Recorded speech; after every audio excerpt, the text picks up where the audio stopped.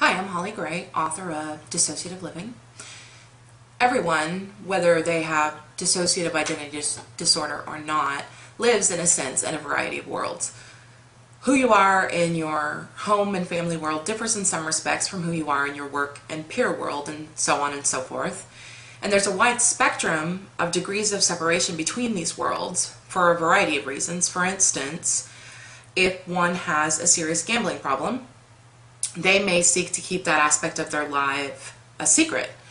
And should the gambling world collide with the family world, the gambler's wife discovers the problem, for instance, that may cause a great deal of anxiety. When it comes to dissociative identity disorder, an even greater degree of separation occurs naturally without forethought and often without a glaring obvious problem like gambling that compels us to hide parts of our lives. DID itself compels us to hide parts of our lives. So, like the gambler, when worlds collide, that can cause a tremendous amount of anxiety, enough even to necessitate a total abandonment of one or all of the areas of life affected.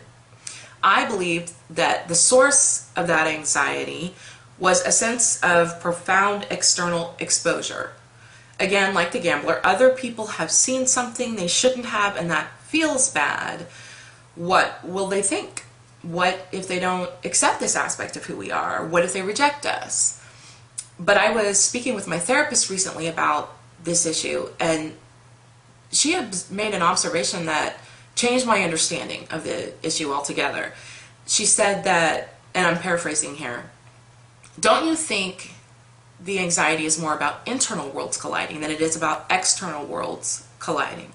And once she pointed it out, it seemed obvious. Because these walls we create between our external worlds mirror the internal walls between the facets of our identities.